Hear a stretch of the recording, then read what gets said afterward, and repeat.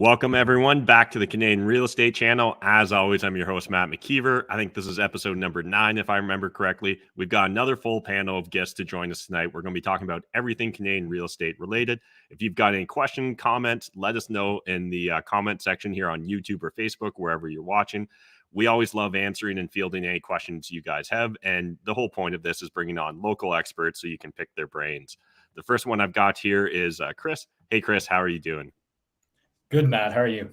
Good. And yeah, just give the audience a little bit of background and context to your real estate experience. Yeah, so started off in about 2018. I actually started with Grant Cardone and Matt McKeever. So you guys were the two people that started me off in real estate. Started duplex conversions, then went transition to small, like multifamily commercial, 5, 6, 7 unit range. Bought one property a year. Nice and boring, no JV partners, and then went into mortgages this year. So I'm a mortgage agent now with the Finley Mortgage team. And it's been a smooth transition, and just recently planned my exit from my 9 to 5 where I was a paramedic. Nice. Well, congrats on leaving the 9 to 5 and working for yourself with Finlay. And if anyone has any mortgage questions, jump in the comment section. I've got a couple topics on mortgages, so I'm sure we'll be bringing that up multiple times throughout the episode. Next, we've got Sarah. Hey, Sarah, how are you doing? Good. How about yourself? Good. Thanks for coming on. And just give it a little bit of context for everyone watching. What's your background with real estate? Yeah, so I have been in the real estate world for well over 5 years now. Originally as an investor, still dabble in that myself when I see something I like, but then I entered the real estate in terms of being a realtor. So I'm a realtor in the Sarnia, Ontario, and surrounding areas. And I'm also on the Canadian Real Estate Channel every month talking about what Sarnia has to offer for investors. Awesome. Well, appreciate you joining us, Sarah. And Sarnia has always been one of the markets I was most tempted to enter in a big way, just because it's so similar to London, Ontario, but usually just at a fraction of the entry price. Mm-hmm. Yeah, and I mean really good rent prices in comparison with London. So it's definitely on a lot of investors' radars. Awesome. And next we've got Zach. Hey, Zach, how are you doing? I'm doing good. Living the dream, Matt. Awesome. Well, appreciate you coming back on the channel. And just for everyone that hasn't seen you before, give a little bit of context with real estate. Yeah. So I've been in real estate full time for 7 years. Myself and my partner, Matt Phipps, we're active real estate agents and investors. We've done everything from flips to small and mid-sized level multi-units, and then everything else in between. Getting involved in construction, getting involved with, leveling up some of our clients from, your first single family investment properties all the way up to duplex conversions, tiny homes, larger construction projects in the near horizon, and then, multi-units, pretty much anything investing in real estate here in Waterloo region. Well, we're getting our hands dirty on all of it. Awesome. Love it. And appreciate all you guys joining us. Again, hit us up with any questions you have in the comment section. I've got a handful of stories I thought I'd explore, pick your guys' brains with, and get your thoughts and opinions. The first one here is from Better Dwelling. Bay Street expects Canada to see a recession, lower rates, Bank of Canada survey. So I don't think this is necessarily a big surprise to anyone that's been paying attention to the recent media cycle, right? Over the last year, it seems like most economists were kind of forecasting this, but I just love to hear from each of you individually. Does this impact your approach to real estate investing? Are you seeing this impact your clients when it comes to investing in real estate? How important is something like a macro event like a recession when it comes to the day-to-day operations of being a bricks and mortar real estate investor? Who wants to jump in first? Yeah, Chris. Yeah. So I think that interest rates rising, obviously, this is a leveraged asset class. And so it has a direct correlation to how investors are able to source these deals, fund these deals, acquire the debt on these deals. It makes it very difficult at times, especially in major markets where price per unit is high, cap rates are low. So it definitely has an effect. Now, in terms of that article that you had there, Matt, it stated that interest rates they predicted a stop to them. Is that what the article stated? Yeah, and we'll dive into that a little bit deeper because I've got Ron Butler and a couple other mortgage people's thoughts. But what the article was kind of saying, it's summarizing, the last week's news cycle. So the primary thing I wanted to explore here was in regards to the recession. But yeah, they were saying they expect lower rates. That's what the survey said. I think a recession, as of right now, is going to be heavily dependent on the labor market. I think it's going to be very easy for them, and they've already shown that they can get from 9% to like 6-7% inflation. But I think that next challenging round is going to go from that 6% to 4% and then to 2%. And I think a recession is definitely needed in order to get those metrics, and that's definitely going to have an effect on the real estate market as a whole. Got it. And so I guess, are you seeing people approach their mortgages different in regard to a recession? I know oftentimes people seem to play more defensively. So are people paying a lot more attention to, say, like fixed rates versus variable right now, or any insights there? Yeah, absolutely. So it's hitting different between investors and like first-time home buyers. So first-time home buyers are definitely more reluctant, although in the last couple of weeks we have seen a pickup with that. With investors on the condo space, it's definitely affecting them in terms of renewals. People that have single incomes on their rental properties, so single multifamilies are definitely challenging on renewals. And I think it plays a big part in terms of fixed and variable. I would say right now, most people are opting into a 2-3 year fixed. That's probably the most popular product right now, where they feel most comfortable. And that's what we're advising as well with our clients. Got it. Appreciate the insights. Sarah, Zach, any thoughts in regards to recession and whether that's impacting the day-to-day real estate investors? Sarah? Yeah, no, I think, in any recession, that's where the real money is made for, people that are serious about investing in any forms, whether it's houses or stocks or whatever it might be. And recession or not, people still need to rent. So I think what I'm seeing anyways in Sarnia, we don't have these really low cap rates as much as these bigger centers. So they kind of correlate with interest rates where people are looking right now for those 6 to 8% cap rates. So if investors could find something that works for them in these times, and that does happen, I mean, we never know with the Bank of Canada, but and could refinance, and get the deals now. It would work out great for a lot of investors, to see those interest rates go down if they are picking up deals right now. Mm-hmm. Chris, something you want to add? No. Oh, sorry. Zach? Yeah, I just want to take a step back and just kind of echo what Chris said about the recession. I think we're heavily reliant at this point on the labor market, assuming Bank of Canada is going to hold strong and not continue to raise rates as aggressively as they have for the last 6 to 8 months. So I think if our labor market doesn't maintain its strength, then yeah, like recession could be real, and it could happen. I don't know if it will. I don't really expect a serious recession to happen unless something crazy happens to our labor market, because it is still very tight. The reality is there's still, people can still find work, but the problem becomes if money and things are more expensive and less people have work, that's where we really get into the problem. I don't think a serious recession's on the horizon unless significant unforeseen changes come to labor markets and to interest rates. From an investor perspective, I think I saw some really great content that the Finley guys were actually doing, Chris, on how people are kind of reacting to being over levered or inexperienced investors kind of taking on too many projects. And I think a lot of people got caught with their pants down in the last year. Some of the people that had losses or had more experience or were just a little bit more cautious as investors could see the writing on the wall. But those that didn't, they're feeling that pain. And I think kind of once those lessons have been learned, those investors will rebound and be more steady. But for the people that are just getting in or aren't quite as experienced, let's say, we're seeing just more caution on our end. A lot of investors are saying, yeah, I'm ready to go if we get a great deal, but they're looking for a great deal instead of just a fair deal or a good deal like they were for the last 5 years. Last 5 years, you could pick up almost any deal and make money. And now people are just being a little bit more cautious. Even on their own, without the advice of myself and people like Sarah and Chris, they're coming to me already thinking, yeah, I want to invest, but hey, I have some concerns. So I think for the investors that we've worked with, and even the net home buyers and home sellers, they want to do business. They're ready to rock and roll now that the dust has settled with interest rates, and they think the economy in Canada is going to maintain strength.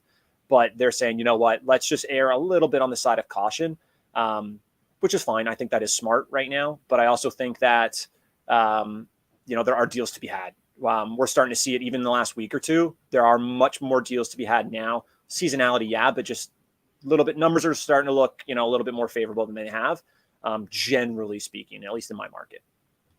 Got it. Yeah, I appreciate the context here, guys. And so I guess to summarize, would it be safe to say that based upon your personal experiences and what you're hearing from investors you talk with, primarily when thinking about recessions, investors are just viewing it through the lens of the interest rate impact? And so I'm going to guess that the average investor is not concerned that we're going to see dramatic, drift in rental prices, let's say, that they expect that even during a recession, rental prices would stay strong. I think that's the case in Ontario. I think it's different per province. I think Alberta has shown, although it's very strong right now and it's headed in that direction, I think it's shown that the boom bust cycles have a very big impact on the rental prices. And so I think that's job market specific too. And I think that's why, a lot of people, they transition to northern markets, and northern markets in this period of time have shown to be pretty resilient due to the blue collar workforce that they have, and other smaller towns. Whereas like right now in tech heavy cities, we're seeing, job layoffs, upwards of, 5, 10, 15% at certain companies. Got it. All right. Well, appreciate your thoughts there, Chris. Let's jump over, just because we've brought up interest rates already a couple times. Ron Butler, I think he's a great follow on Twitter if anyone's not following him related to Canadian real estate. The truth about the Bank of Canada's pause in rate hikes, TIF senses danger. And obviously Tiff Macklem here. Sounds like exaggeration, but is it likely close to 40% of all mortgages in Canada have gone up in payment? Some a little. Some huge, like 45% huge. HELOC minimum payment up 125% is massive. He goes on just to kind of explore how, potentially there's some cracks appearing in people's abilities to pay their mortgages. One of the big frustrating things when we're talking about Canadian mortgages in general is we don't have a national aggregator that aggregates all this data so that we can easily interpret it and understand what's going on. I see Zach reacting there as well. He's frustrated by it. But yeah, there's no national board that aggregates all this data so that you can clearly understand what's going on with Canadian mortgages in regards to defaults. You would think with only 5 big banks, we could probably pull it off, but we don't have that data available. So often what you end up seeing is people either focusing on more local, provincial oriented data, or kind of, leaning upon a bit of anecdotal experience. Hey, a bunch of mortgage brokers or mortgage agents are noticing this with their clients. So this is a point Ron makes here, is in regards to like who does TIF and the Bank of Canada actually listen to. They listen to other central bankers and they listen to our big 5 banks. Understand that concept. If our banks have genuine concerns, they communicate it to TIF. And one other thought I just wanted to bring up here and then hear everyone's thoughts is Ron goes on to speculate, my sense is with consumer debt burden in the 184 range, and most of the debt being mortgages, that Canada's sensitivity to increased rates is far greater than the US at less than half that debt percentage. Be clear, I believe Canadian house prices are batshit crazy. And we can get into price speculation in a second there. But I think the big point here is, for anyone that's maybe watching this from an American perspective, understand that we don't have those like 30-year fixed mortgages. And so that ends up making Canadians a lot more reactive, right, to interest rate cycles, because if you're locking in on average in Canada for like a 3 or a 5 year term, that means you're actually over the life of your mortgage. If you hold on that property from start to finish, if we're at 20 or 30 year amortization, you're going to go through at least a handful of different interest rates over that period of time. And so that's obviously going to impact, your affordability when it comes to that individual property. But what's everyone's thoughts here in regards to interest rates? Do you guys agree? One, I guess, do we believe TIF that they're going to back off in regards to the rate cycle? And do you expect to see interest rates, higher, the same, or lower by the end of the year? Chris, do you want to start us off? Yeah, I think it's no secret that Canada is an interest rate. It's more sensitive than the US. Our consumer debt is much higher per capita, I believe, as well as obviously our home prices. It's interesting though. Yeah, it is 45% on variable rate mortgages. And so if you're in the GTA, again, this is so province specific, but if you have a house that's 360,000 in Nova Scotia, you're upwards of like, $30 over the last interest rate. And if you're in the GTA, you're up about $100 on the last interest rate per, average of $1 million home. So, I think it affects people differently. And now people might say in the GTA, oh, they make stronger incomes, but I think it's important to come back more money, more problems. These people still have fixed incomes. So So although they have higher, incomes in general, they're still living paycheck to paycheck in some regards. So I think it's had a huge impact. I think it's a delayed effect. I don't think we've seen yet what that's going to be, although mortgage arrears are still 0.15%, which is next to nothing. So there's also the sentiment that I think, although there should be some fear, I think that it's the last thing that Canadians will forego on is their mortgage. They'll let everything else go. And I think the thing to look out for right now is the credit card delinquencies. So I think that's what we're going to start to see. And we're already starting to see that come up. Got it. Sarah? Yeah, I've had I think 2 clients in the last, since this all started in terms of the rising rate. So in the last 6 months or so that have sold their home, like you were saying, Christopher, to pay off credit card debt because they just felt trapped and couldn't get out and saw the market, in housing starting to go down. And they're like, we need to sell before anything gets any lower, just to basically start fresh and start over. So I agree that's going to start more. And like besides the rates, I mean, I got my statement for one of my mortgages, and it went from last December 1.39 variable to 5.7 it's at now. So I mean, halfway through the year, I was on interest only, and I had a 50-year mortgage. And at that time, the mortgage was like, you need to pay doubles, or when it comes to renew, as you would know, Chris, in 5 years, you can't have that, and you're going to have a big bill if the rates continue to be high. So I do agree with all of you. It's going to be a delayed effect, and these credit cards. And I mean, just talking to others, I'm not on natural gas, but natural gas went up like 2 or 3 times. People are starting to notice that, like there's a lot more than even just the interest rates that people are having to pay more of to own a home right now. Mm-hmm. Yeah, appreciate that, Sarah. Zach, anything that you want to add in regards to interest rates? Yeah, I think I do agree with like the comments that Sarah and Chris just made. And I think maybe just for people that are watching, if you're watching it live or if you're watching it on the replay, like let's just consider the broad thing that's happening right now. And that is that the middle class and the lower class is getting pinched the most. And that's really what's happening here. Is the people that are the least prepared and have the least financial resources are going to feel the biggest pain here. And long term, like the comments about Canadian housing prices being ludicrous or ridiculous, like they are. Canada's very expensive. Like it is, like real estate particularly, but overall Canada's a very expensive place to live. And like this year alone and the last 12 to 18 months, we've done a lot more business with newcomers to Canada. Our market in particular is getting a lot of immigrants, a lot of very skilled, educated people that can afford property. They come from, affluent, backgrounds and families from wherever they're coming from. And those are the people that are typically coming to my market. But I just think a lot of the interest rate conversations are taking the brunt of the news because people can understand it and they can feel it, and it does drive a lot of their decisions. But the reality is, like my market and most other markets, especially in Ontario, they're rich guy markets, right? It's very expensive to own real estate. It's very expensive to own and invest in real estate. And this is creating a huge shift because the people that were prepared, the people that don't have their pants down, the people that have financial means or affluency, whether it's other mortgage products like Chris and his guys have access to other credit, access to equity and other properties, they can maneuver and survive in this time. But like I'm seeing even like first-time home buyers, the amount of first-time home buyers I'm working with is diminishing every year. And I'm a younger guy, like I'm in my 30s. First-time buyers in my wheelhouse. I built my business off first-time home buyers, and so those are the people that I'm seeing fewer of. And so like if people are watching this and you guys are like worried about interest rates, like they're going to do whatever they're going to do. Like take a serious look at your personal situation and see if you want to make home ownership your goal or investing in real estate your goal, and start putting a plan together and talk to the professionals, because like it's going to get harder, not easier. And I think the comments that what was the gentleman on Twitter? I used to follow him. What was his name again? Ron Butler. Yeah. Ron. I think he's getting like really specific in looking at the debts and the numbers of like people's payments specifically to their mortgages. And yeah, like the houses are probably going to be the last thing that people ditch. That was my thought in it. But you see how high they're coming up percentage wise. Like that's serious. So if the bleeding continues for an extended period of time, we may see more people not get into the market or have to exit the market just because it's no longer affordable for them.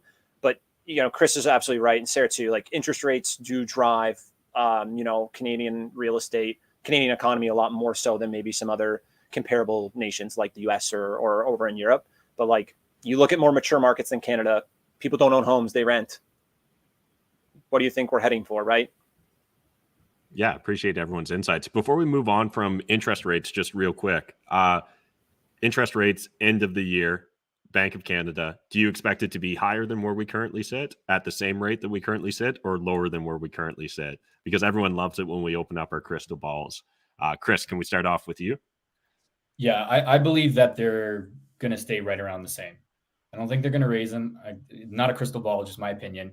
I think that if they give too much sentiment that they're easing up, I think that the bond yields are going to price that in, the long-term bond yields. And I think that might reverse what they, the damage control they've already done. So I think right now they're going to stay neutral, play it out, see how it goes. And again, it's going to be so dependent on the labor market. Appreciate it. Sarah? Yeah, I'd agree. I think it's going to stay pretty stable. If anything drops, I would see the fixed rate, a recession and the bonds causing more of the fixed before the variable. Because like Chris said, anytime they jump and say, oh, we're reversing it, then the news is everyone's going to attack them, right? And I think there's already enough political controversy over the Bank of Canada and how they run. So with looming elections potentially coming, I think they're going to stay pretty neutral. Appreciate your insight. Zach? I hate to agree, but I got to. I think there's just so many reasons that it's going to be pretty much close to where they're at. And I hate to do it, but I got to give the Bank of Canada a little bit of credit here for not tipping their hand and being a little bit more, from the press releases that I've been watching and reading on, a little bit more like, hey, like they're not going to come out and say, if this happens, we're going to do this and that, like they may have done in the past. If they start showing their hand a little bit more, then that's going to get priced into the market and people are going to start making moves before the decisions are made and the dust is settled. And that could get us into a little bit more trouble. So yeah, I got to agree. We're going to be around the same this time next year. All right. Yeah. Just appreciate getting everyone's perspective there. I suspect that you guys are all in the similar ballpark, especially when you say similar, right? So give or take probably 25 to 50 basis points seems pretty reasonable to assume one way or the other. I suspect that we may actually be a little bit slower in dropping rates than what you're currently seeing forecasted from Bay Street, but obviously only time will tell in that regards. But again, appreciate hearing everyone's thoughts on that. You guys brought up a handful of different topics that I want to explore here quickly. One more tweet from Ron Butler. Sarah, I think you mentioned you had a mortgage renewal. I think this is really important for every Canadian to be aware of. And Chris, this is probably good for your business. But I think right now we need to be very careful about mortgage renewal offers. I think in the past, you in theory, if you were with one of the big five banks, you could probably phone it in and you wouldn't have necessarily got a huge discrepancy between what they offered you to re-up and what you would get like if you were competitively pricing it out on the market. However, I think Ron makes a good point here. This year more than ever, rates are way up. That naturally creates more discrepancies, right? There's more room for banks and credit unions, private lenders, doesn't matter where you're turning to, but there's more room for them to slightly play with their rates, which obviously has a big impact for investors. And then several banks have much higher renewal rates than others. And anyone that's interested, you can check it out on Ron's Twitter page, but he literally goes into even like recommend, if you're with this bank, go talk to these two other banks, right? And it's just so important. I so often see real estate investors choose to take the path of least resistance. And I think this is not the time to do that. This is the time to be, much more aggressive with trying to get your rate renewals. So just quick, any tips or suggestions there, Chris? Well, Ron's got the lowest rates in the game. So that's with his mortgage brokerage. But I think that it's important to not pigeonhole yourself to one lender and take what they say. I think right now it's important to get a broad-based spectrum of all your options and different scenarios and really plan it out because there's many options that people can do that they might not be aware of. They might just get that letter in the mail and they might think like, I got to sign here, when they could have extended their AMs out or they could have put more money down, or they could have went to a different bank and got a different rate. Like there's a whole multitude of options at their disposal. So I think it's important to talk to somebody that has a lot of options that they can provide to them. Yeah, I appreciate that. And again, you hit upon it. It's not necessarily just about getting the best price, but for real estate investors that are maybe starting to see their margin squeezed because they were on a variable interest rate, getting locked in and extending an amortization in order to manage your cash flow more effectively, again, is something where you need to sit down and have a real conversation with a handful of like mortgage agents or banks. Sarah, anything you want to add? Yeah, I think it's just important to have a good relationship, even if you love your bank, and maybe you don't want to jump ship, but just have those relationships. Because often I know some of the banks, if you bring another rate to them, they might be able to match it as well. So really just talking about your options, even if the grass looks greener on another side, talk to people like Chris and say, hey, this is what I've been hearing, let's have a conversation and sit down and see what we can do. Yeah, great recommendation there. Zach? Yes to everything they just said, but finally, like, if you guys are making the phone call to your mortgage broker just to rate shop, nothing is going to drive them more mental than just rate shopping. Like, you go to a mortgage broker for service because they're going to shop the rates for you, and they're also going to give you options and why different options could make sense based on your situation. Look, you can call up the banks like Sarah and you can say, hey, TD gave me this, but BMO, could you match it because I do all my banking with you? Okay, sure. That works fine. But like, one, get multiple options. Two, work with a professional that has experience with the types of deals you're looking to put together. So for you investors out there, if you have a great mortgage broker that does townhouses and single family homes, that's great. But you're looking to make that move into construction projects, multi-units, other properties and products that aren't the same, like, get somebody with that experience.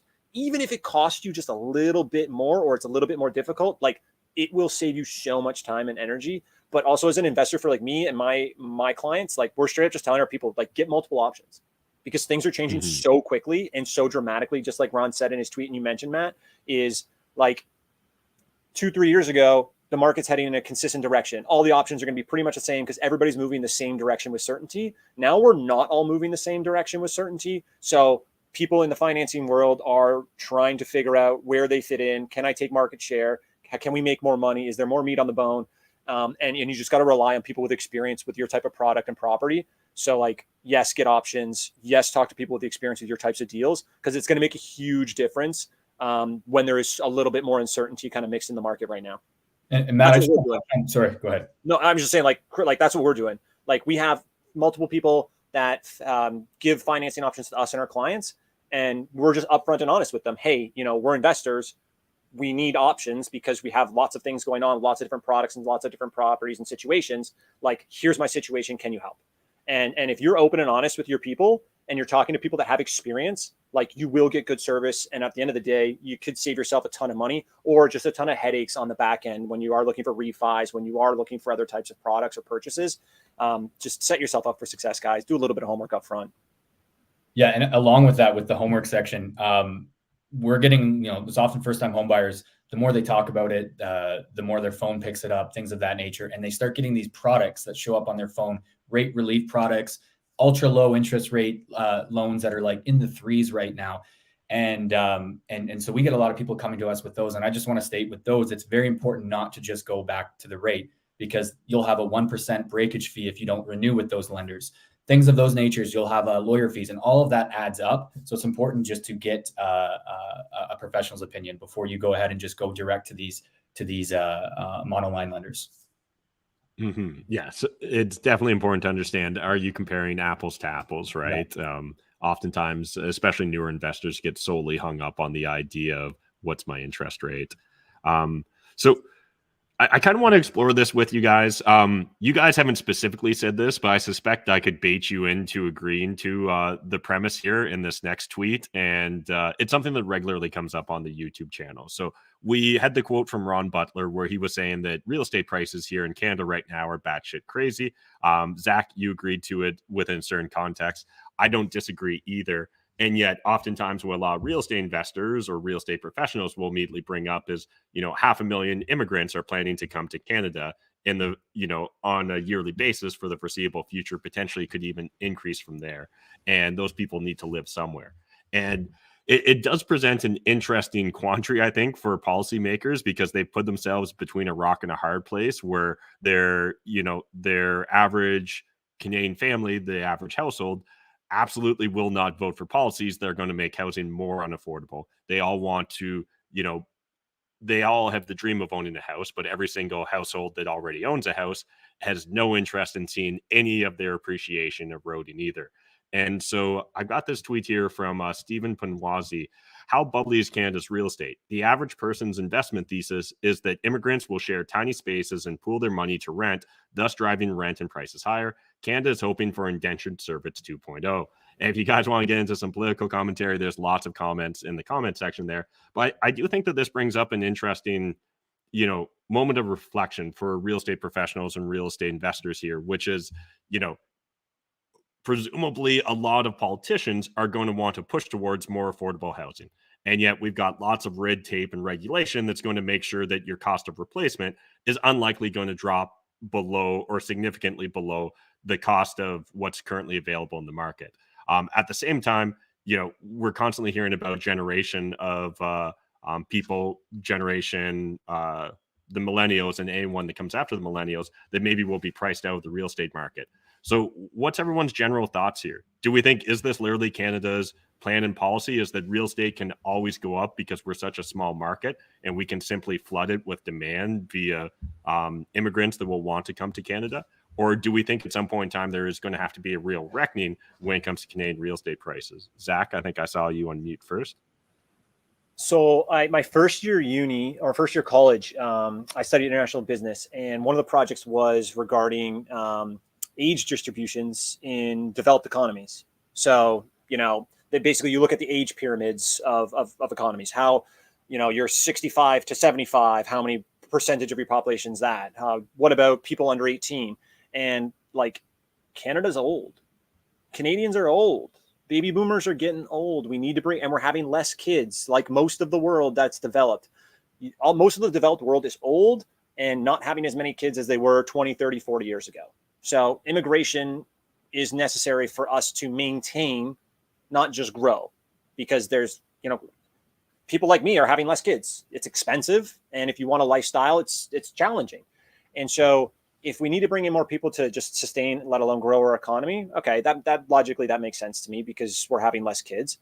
Okay, so if we're bringing in more people, what type of people are we bringing in? I look at that data. And if you guys are watching this and you haven't, I would encourage that. And we're bringing in people that are typically qualified with some level of income or proof of employment or money or accreditations, right? We're not just letting anybody and everybody in. And that alone, I've seen a dramatic increase in immigrants purchasing and living and renting in my market. I mentioned it earlier in the session, but I think that the tweet is a little shallow in the sense of that's not most Canadians' only investment strategy in real estate. We're not expecting. Go ahead, Matt. I guess, Zach, like the overall thesis here is he's essentially just saying we've extended the greater fool theory to include immigrants, right? So the greater fool theory is just playing hot potato with speculative assets. Do you think essentially what you're still describing is kind of a pyramid where the immigrants come in on the bottom and support the real estate prices, either because they're educated and able to earn an income that, can afford either high mortgage payments or high rent prices, or they're coming in with pre-existing wealth that again will allow them to kind of like support or sustain where our real estate prices are at? Yes. And I think that the reason why that's really important is if we need to make more housing for people that are having families and coming into our markets, real estate is a for-profit business. It does not make sense for somebody to build more affordable housing when they can spend similar money and make dramatically more. Why would they? Nobody is incentivized, from what I can tell, to consistently build affordable housing. So unless they want to change the policies around building affordable housing, encourage people that have the resources, the experience, and the skill sets to build housing, let alone just affordable housing, like people are not encouraged to do that. It makes no sense from an investor perspective or somebody who is in that business that is capable of doing those things. It just does not make sense. I'm going to spend the same time, money, and resources and make less. Why would anybody do that? So I just think unless they change the policy or incentivize people to make affordable housing, we cannot continue to build enough supply quick enough to support the people that are here and the people that are coming in. Unless we have a dramatic shift in the people who are coming in, or we lose a bunch of people out of thin air, there is no inventory in my market.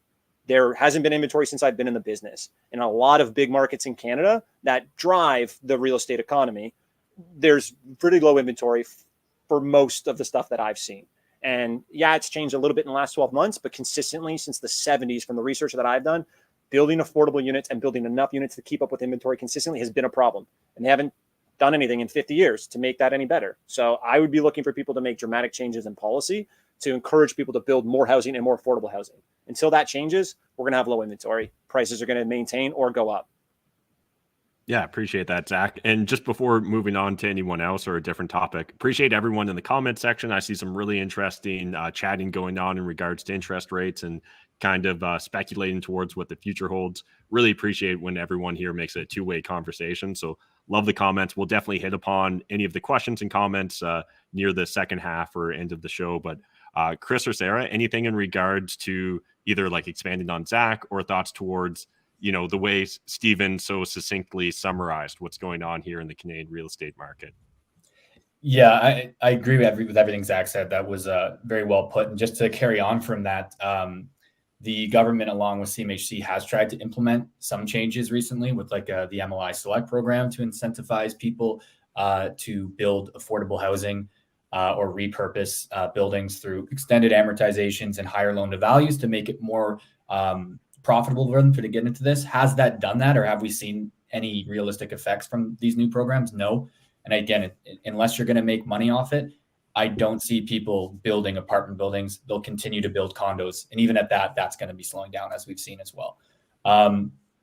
As regards to what was the statement that he said at the end there? There was a funny statement he said. Oh, that Canada's looking forward to like indentured servitude 2.0.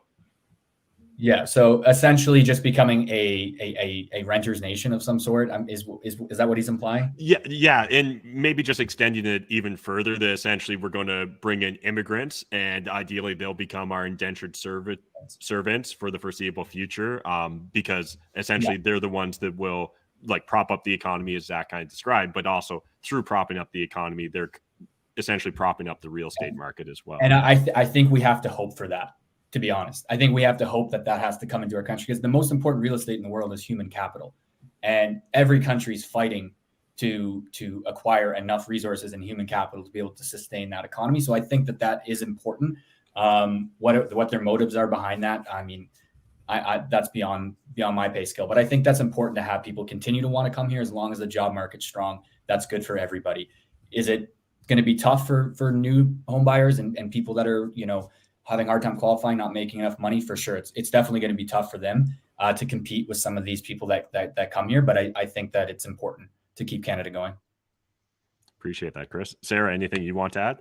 Yeah, I just think, and I obviously a much smaller market than Waterloo or Toronto. So, but we see it even here, and I think the only way for affordability to get better in terms of renting or buying for anyone is, in our area anyways, more housing. Like just the gridlock, the policies like Zach talked about, even just to build more. The cities don't seem to want it. Like it's just something that in these smaller towns too, where people are coming because it's more affordable, is just getting way more expensive. We've seen the interest rates, as we talked about, go up, and yet the prices haven't correlated to come down because the immense supply or the demand of people that still want to buy these houses. So I think it's a lot to do with policy, but also municipalities. I know they've changed with dwelling rules in the last 12 months, but even in an agricultural area, in an organized township, it is very difficult. Like I want to build a house for, a family member to live on my property. It's like, I have 50 acres. It's still a no, it's not simple. So we're trying to make more housing. We're trying to be affordable. We're trying to be, family oriented in Canada, and it's still the policies and the gridlock within the counties and the cities are just not there. So, I mean, I'd like to see more affordability for renters for everyone, but we need more housing. Mm-hmm.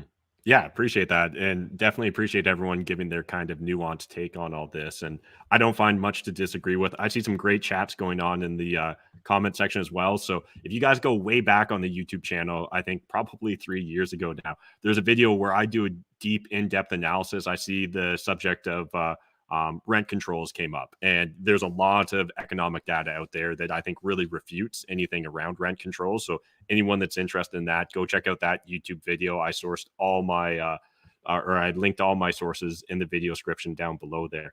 I think that at the end of the day, we're likely to continue to see significant pressure on real estate prices in an upward direction unless we experience like a true economic collapse outside of those sorts of black swan events, because there are so many different competing priorities here, right? For your average policymaker or politician or administrator.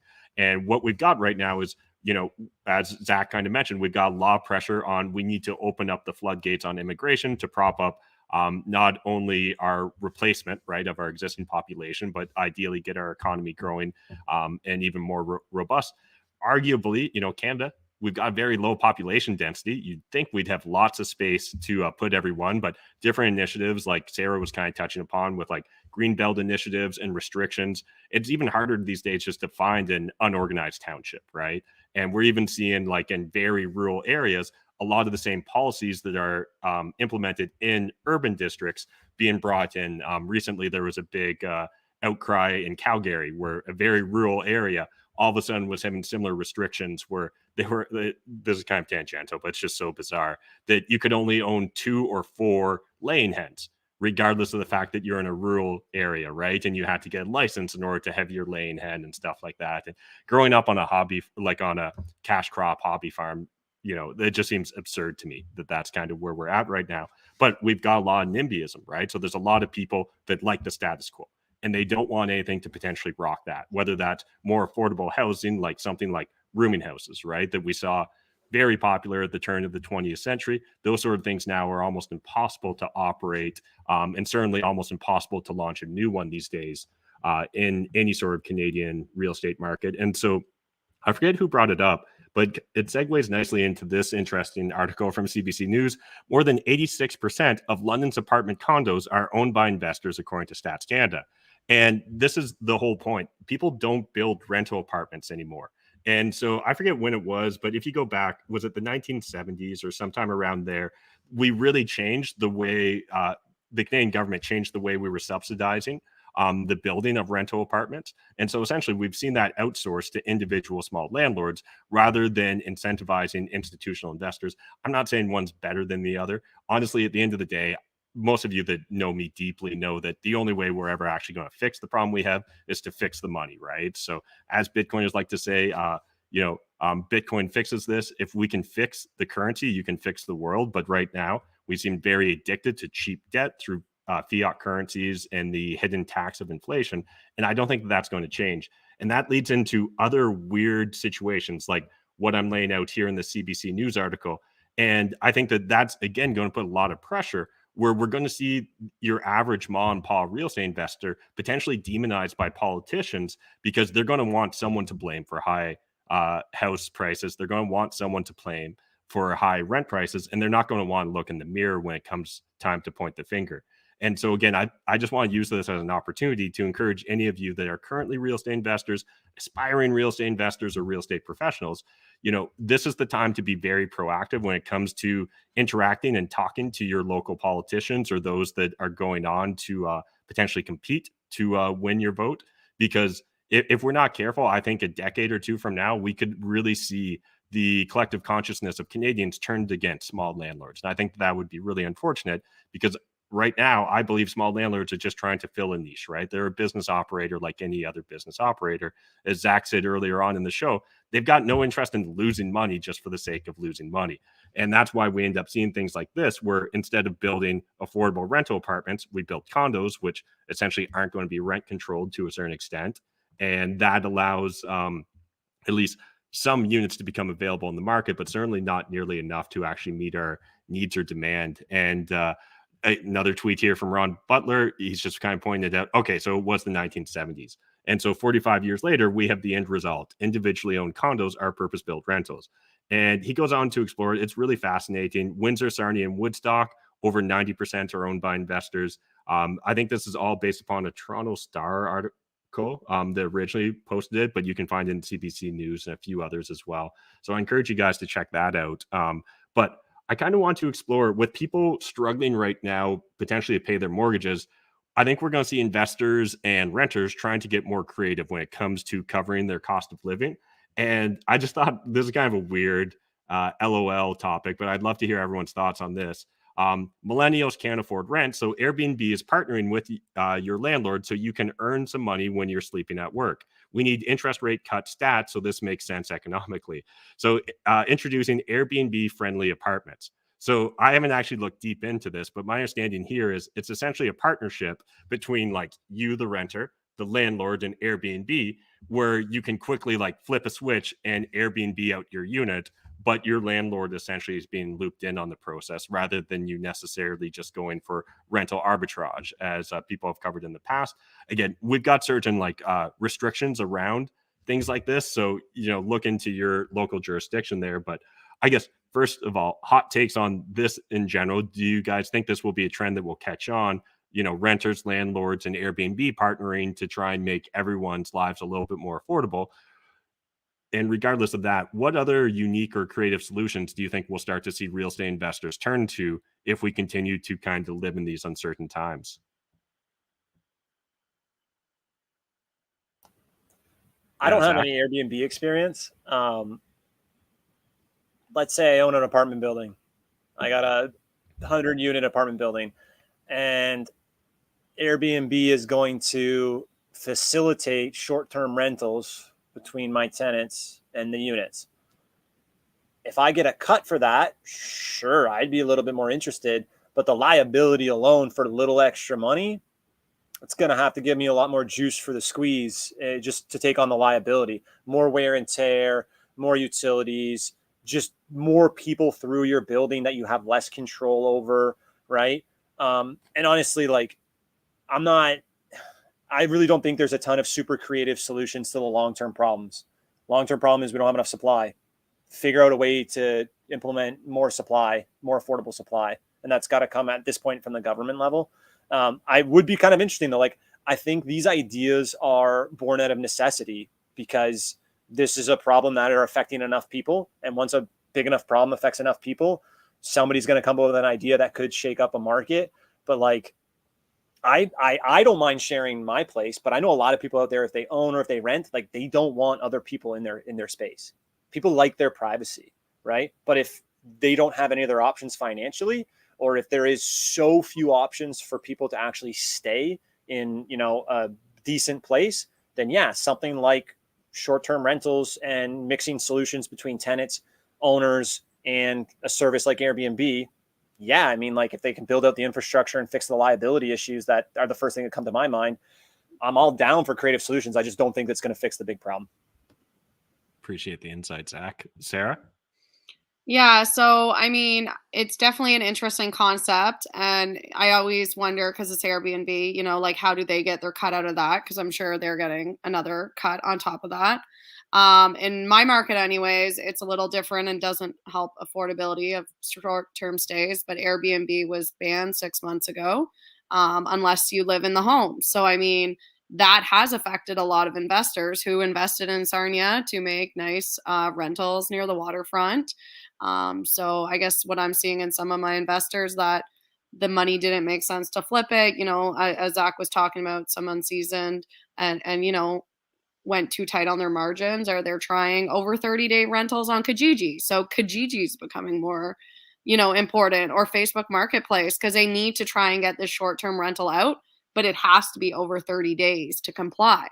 So it doesn't help. But I guess the city standpoint was kind of not that they were sitting vacant, but they're like, this is what's making it expensive. Let's ban Airbnb and then there'll be more rentals for people. Did that happen? I don't think so. Yeah, But I agree with you there, Sarah. I think that, again, it just makes for a convenient scapegoat, right? Like, it's these greedy Airbnb investors. They're the reason why all of Canada is unaffordable. And again, I've seen news articles come out in the CBC, particularly focused on the Halifax real estate market. And while, again, a percentage of the market does end up being absorbed by Airbnb, even if all of a sudden tomorrow you could flip a switch and make all Airbnbs and short term rentals disappear, it still wouldn't result in a new equilibrium being found in our real estate market. But I guess at the same time, like, I don't know, I've went to so many random little towns or spaces to Airbnbs, tourism wise, and spent my money because I wanted to visit them. So, I mean, it does put a lot of money into the economy as well. I believe it convinces people to kind of go out or explore our own country more. So I don't know, but I don't think it's going to make it more affordable for buying or renting. Mm-hmm. Yeah, appreciate that. Chris, anything you want to add? Yeah, I think it's going to, play a major part in massive apartment complexes in the States in various jurisdictions there. Here in Canada, I believe that there's quite a few major cities that have already outlawed Airbnb. I don't know how prevalent it's going to be, but in terms of the solution to this, I think that we're seeing it right in front of our very face. Like, if you look at Alberta, the income is over $100 and something $1,000 is the median income. Yet their rent is nowhere near where we are, and it's simply because they build very, very quickly. So if we can just get the policymakers and the lawmakers to take a page out of their book, I think would be in a far better position here in Ontario. Unfortunately, that's probably not going to happen, but it's frustrating because we see it. It's not very hard. You build. And I don't know why we can't get that as a country like Canada. Yeah, you build and you make it easy to build, but that actually does seem to be a complicated subject matter. And I just wanted to highlight here what Luke was saying in the chat. And again, appreciate everyone sharing their thoughts and opinions. But Luke said, it is unbelievable to think we have vast geographic resources as Canada, the second largest country in the world, and we are dealing with limited supply of real estate.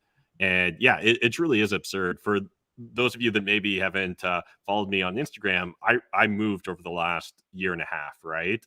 I still technically live in Ontario, but you want to guess how long it takes to go from where I used to live in Ontario, London, Ontario, to essentially Kenora, Ontario now?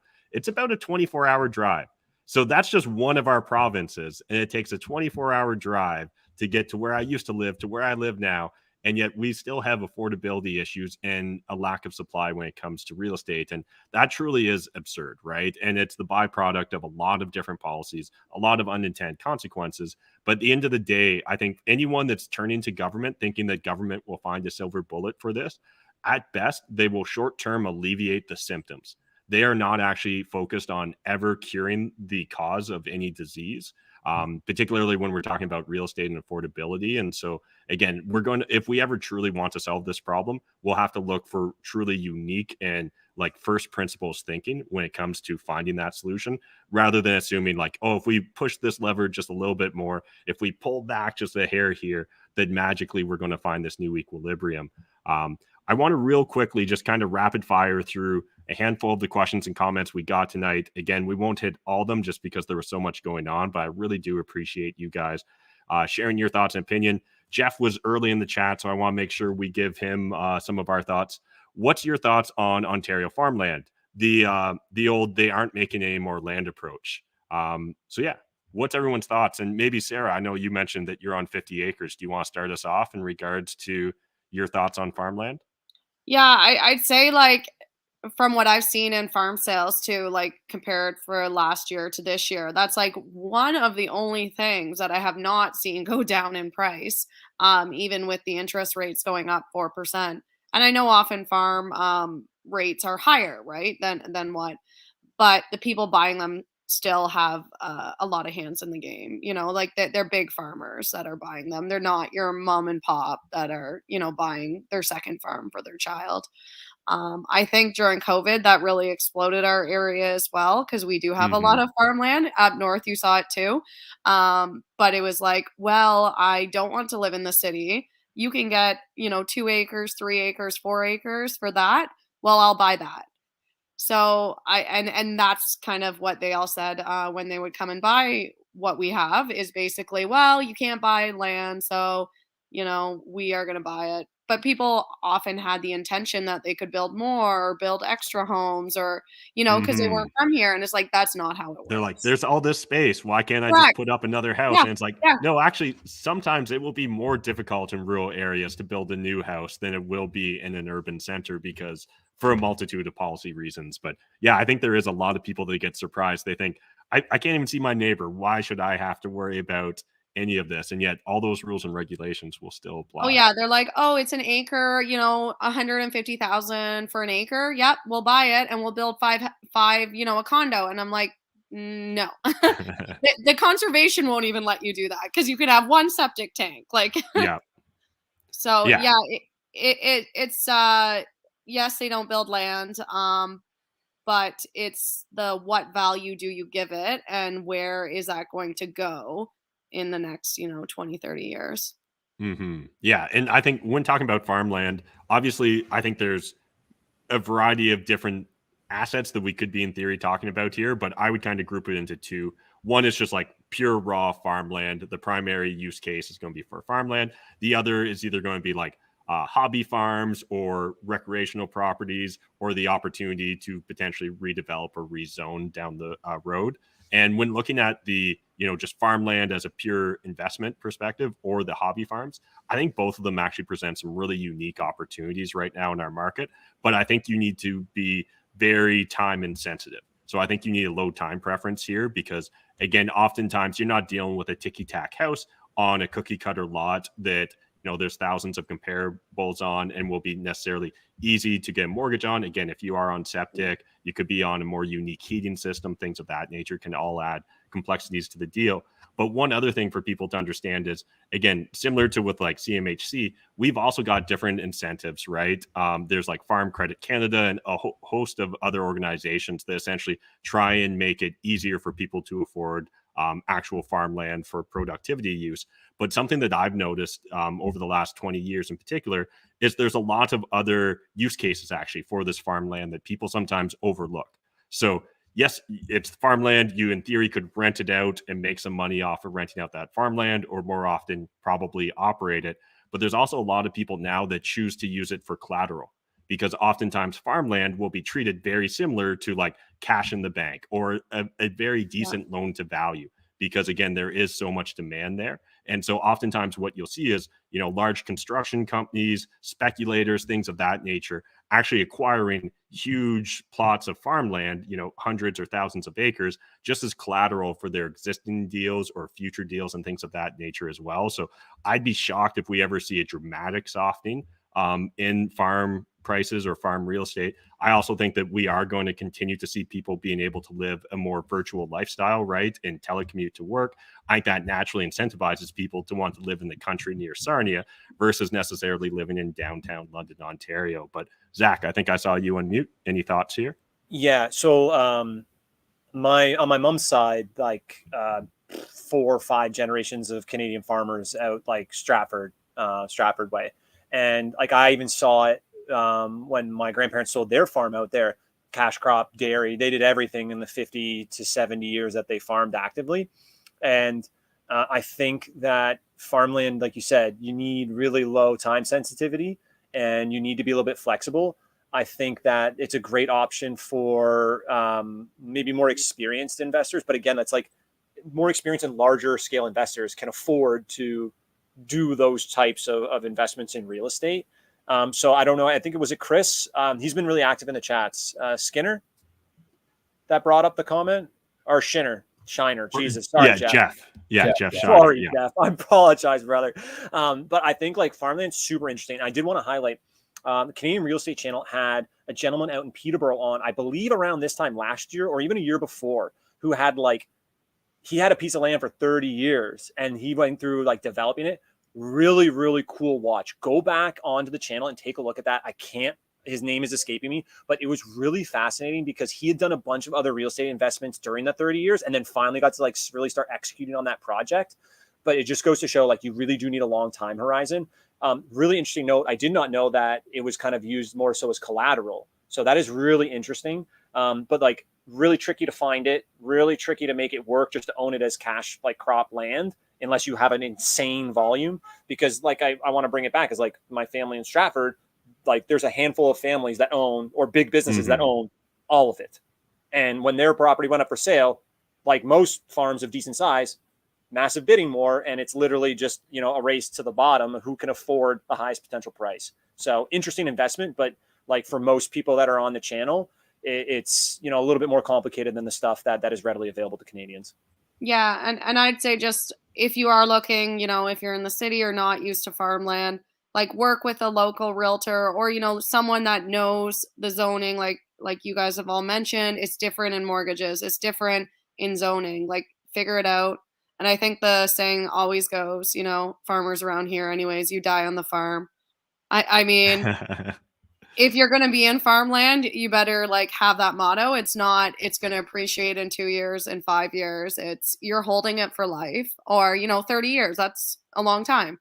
So you can't expect anything slow, but do your due diligence first. You can't just be blindly buying things. There's so much underground and tiling and just an array of things that you need to know about. Yeah, it's very rare that you're going to be able to flip farmland. One, because it's such a competitive market. Two, because it's so capital intensive. And then finally, just, you know, what value add, or unless you're just information asymmetry and someone decided to give it away for free. It doesn't happen. Farmers are cheap there in terms of that.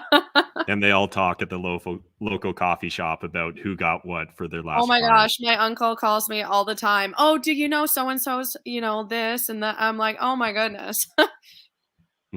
Chris, any thoughts here when we're talking farmland? I guess, is that something you see come across your desks often? Not once, no.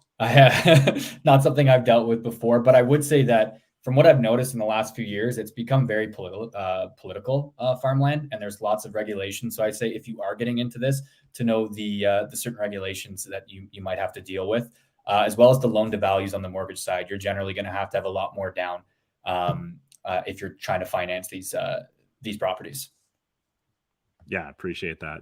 And appreciate everyone hanging out with us on this episode of the Real Estate Roundtable. As always, if you're watching, smash the like button, hit subscribe if you're new to the channel. Again, really appreciate the two-way conversation everyone made in the chats there. So hope to see more of that in following weeks. And yeah, there were some really great comments there we just didn't get a chance to get to. But before we wrap up here, I want to make sure that you guys get a chance to get in contact with our panelists.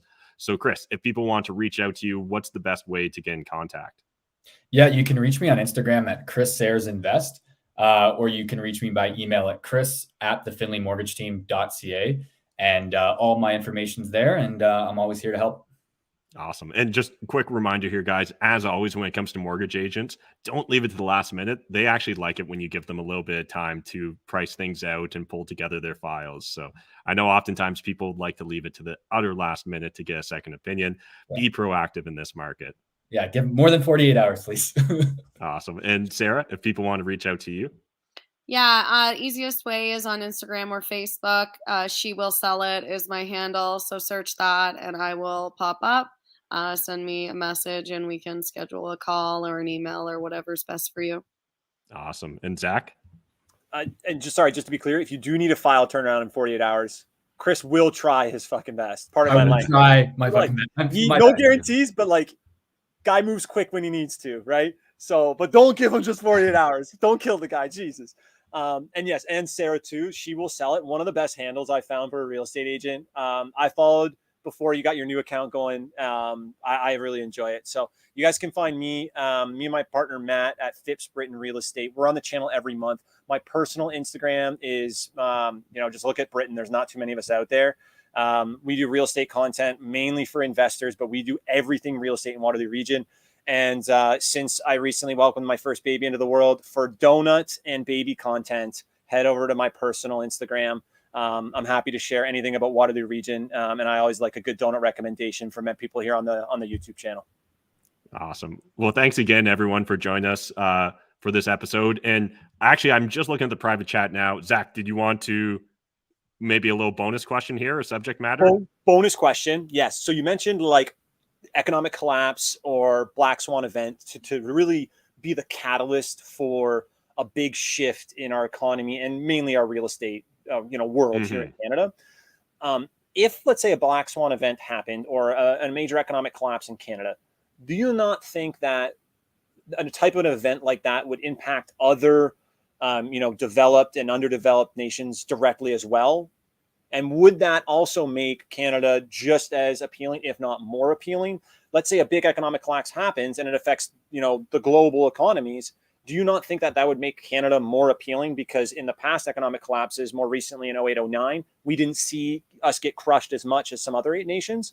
I just thought, like, if something crazy was to happen, would that not say, well, Canada experiences good rebound, they are fairly steady and consistent. If I have an opportunity to, I want to go there.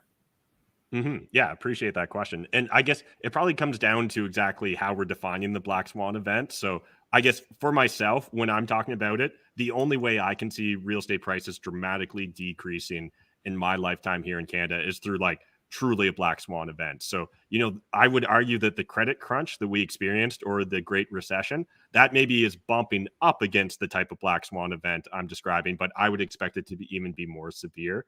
So again, I think these are very low probability events, but those are the only events that I could envision that would likely trigger that sort of thing. So, for those of you that are interested in going down rabbit holes, there's a great book called The Fourth Turning by Howe and Strauss, where they explore generational theory, and they get it, to oversimplify it, and people sometimes don't like it when I oversimplify, but there's certain generational patterns that seem to play out over long enough periods of time. And so, they kind of take their thesis and back test it against previous generations. And I think up until was it the War of Roses in the 1480s or something, they're able to show that usually every 80 to 100 years, there's a pretty dramatic shift for Western countries, at least based upon our cultures. So yeah, the sort of black swan event, again, this is how extreme I think it would have to be, because I think real estate, one, is such a big part of our economy. And I think that it's honestly just so much of the Canadian culture at this point in time that I don't think something like a recession would actually dramatically impact our real estate prices. I don't know if a depression would dramatically decrease, or I think it would have to be much more severe and contracted than what almost anyone in mainstream media would be currently forecasting. And again, I want to stress, I'm saying this is very low probability events, but those are literally the only circumstances where I can envision it, just because I think Canada is so addicted to cheap debt and to real estate prices as a primary driver of our economy. When you look at the public sector, banking, and insurance, if we didn't have those three tiers, we wouldn't have a lot outside of natural resources in Canada. But anyways, appreciate everyone. That's going down a little bit of a rabbit hole, but we'll see you guys next week, same time, same place, 8 p.m. Eastern Standard Time. Appreciate you guys hanging out with me, and have a good night.